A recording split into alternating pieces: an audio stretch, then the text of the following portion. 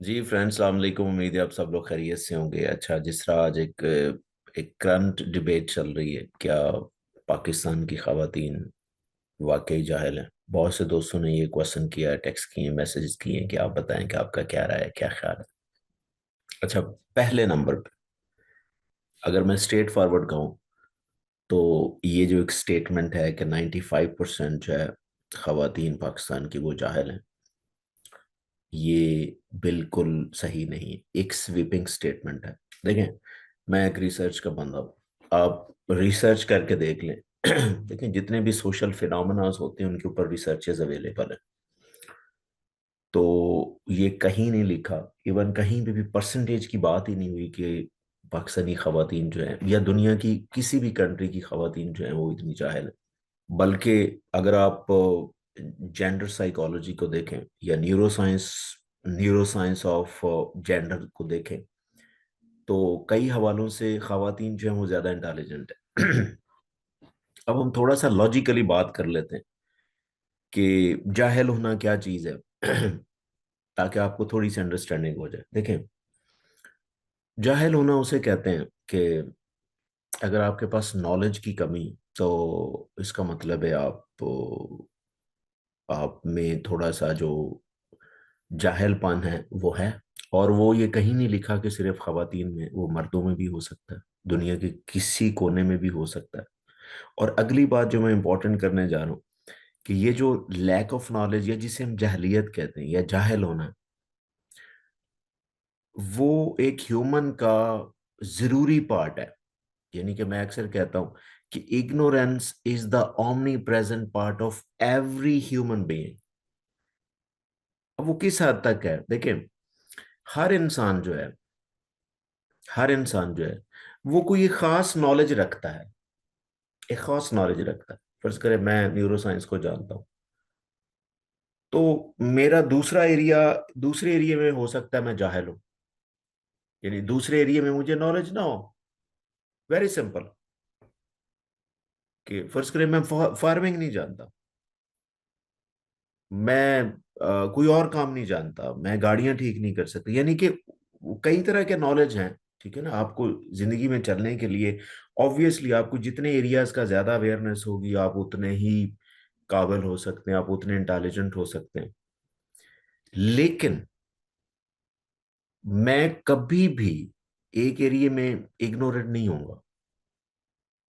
अच्छा, कुछ लोग पता क्या करते हैं, ये जो क्वालिफिकेशन होती है इसको नॉलेज के साथ या एजुकेशन के साथ, नॉलेज को मैं नहीं, एजुकेशन के साथ इसको जोड़ देते हैं। देखें, क्वालिफाइड होना क्वालिफाइड होना जरूरी नहीं कि आप एजुकेटेड हो। मैंने कई लोग क्वालिफाइड अनएजुकेटेड लोग देखे। अब क्वालिफिकेशन का मतलब ये होता है कि आपने एक सर्टेन डिग्री करी, आप यूनिवर्सिटी गए, आपने बीए किया, एमए किया, पीएचडी की, एमफिल किया, तो ये क्वालिफिकेशन है। दैट डजंट मीन कि यू आर एजुकेटेड। हाँ, जाहिर है, जब आप ये एक इल्म है, ये एक नॉलेज, एक स्किल है। तो किसी स्किल का होना, आपके पास जितनी स्किल होंगी आप उतने ही आप में अवेयरनेस आती जाएगी। तो इसका मतलब है, हाँ, कहीं ना कहीं किस एरिया में मैं इग्नोरेंट हूंगा, कहीं ना कहीं मैं फर्ज करें मैं कई एरियाज में इग्नोरेंट, पर मुझे नहीं पता गाड़ी कैसे ठीक करनी, मुझे नहीं पता कि फार्मिंग कैसे करनी। अब बात आई खवातीन की कि क्या पाकिस्तानी खवातीन वाकई से? बिल्कुल नहीं। बिल्कुल, ये एक स्वीपिंग स्टेटमेंट किसी ने दी है, जो भी मोटिवेशनल स्पीकर है उन्होंने एक स्वीपिंग स्टेटमेंट दी है कि ये बिल्कुल ऐसा नहीं। आप लॉजिकली इसको प्रूव नहीं कर सकते।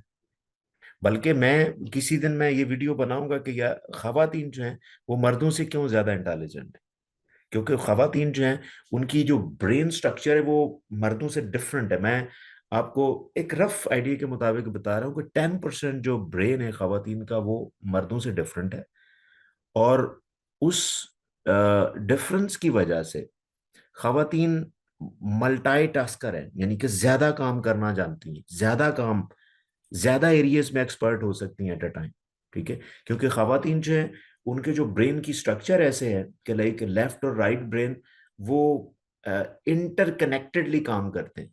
जबकि मर्दों के जो ब्रेन है वो, उनका ब्रेन का एक एरिया उसी के अंदर ज्यादा प्रोसेसिंग होती है, जिसकी वजह से मर्द एट अ टाइम एक एरिया में ज्यादा अच्छे हो सकते हैं, लेकिन खवातीन जो है वो मल्टीटास्किंग कर सकती हैं। इसके ऊपर पूरी एक वीडियो बन सकती है, लेकिन कहने का मकसद ये है कि खवातीन इवन ज्यादा मल्टीटास्कर हो सकती हैं, ज्यादा एरियाज में एक्सपर्टीज एट अ टाइम रख सकती हैं। तो जहलियत किस बात की भाई? ठीक है, तो इसका मतलब है जाहिल होना एक मर्द भी हो सकता है, जैसे मैंने आपको बोला। तो ये डिपेंड करता है, ठीक है, आपकी सोशलाइजेशन कितनी है, आप में अवेयरनेस कितनी है, आपने सीखा कितना है।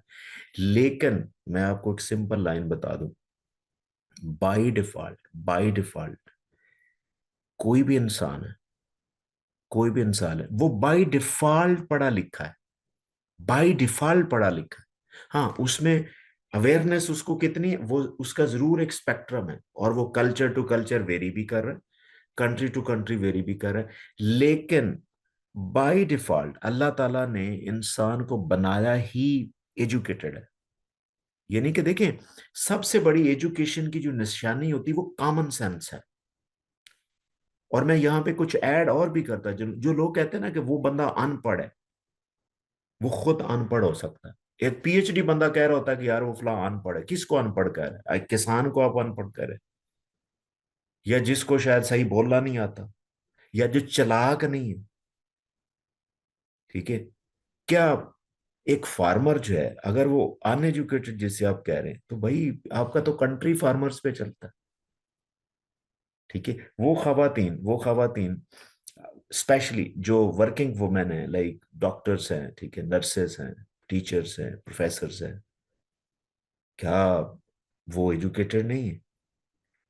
ठीक है, हाँ, एक वो खातून वो अपने एरिया में एजुकेटेड है, एक खातून, एक जो किसान की बीवी है, जो वहां पे काम कर रही है, आपके लिए गंदम उगा रही है, जानवरों के लिए चारा उगा रही है, जहां से आपको दूध मिलता है, आपको जो है वो ब्रेड मिलती है वहां से। ठीक है, तो आप कैसे जाहिल कर सकते हैं? वो अपने एरिया में एजुकेटेड है, आप अपने एरिया में एजुकेटेड है। जैसे मैंने आपको बताया, मेरा ये मानना है कि every every human being by default जब इस प्लेनेट पे आता है, वो एजुकेटेड है। उसकी सबसे बड़ी दलील ये है कि कॉमन सेंस है इंसान के अंदर।